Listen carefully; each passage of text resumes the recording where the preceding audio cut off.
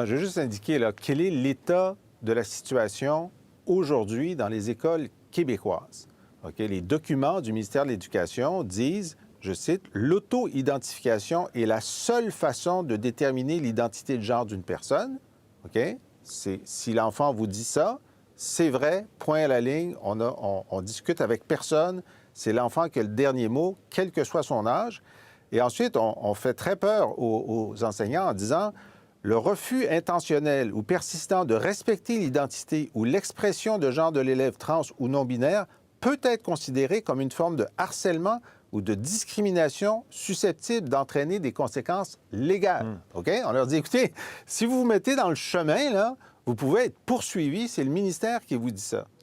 Et moi, j'ai des profs qui m'ont dit, bien, écoutez, on nous dit qu'il est interdit de dire aux parents dans la rencontre de parents que son enfant vient de changer de nom dans l'école parce que l'enfant nous a demandé de ne pas lui dire. Ça, même l'enfant de 7 ans, là, ça, c'est la situation telle qu'elle est.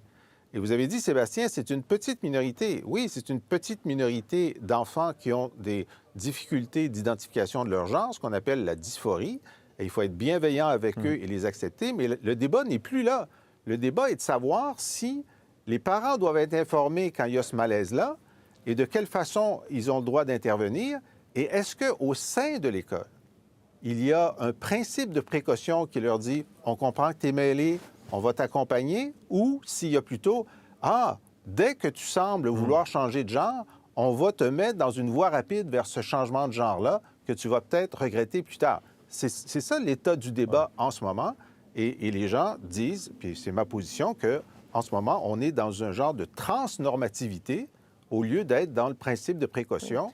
Et c'est pour ça qu'il y a un débat à avoir et qu'on devrait faire pause. Parce que pendant qu'on en débat, c'est ce qui se passe. On devrait faire une pause jusqu'à ce que le débat soit terminé. Mais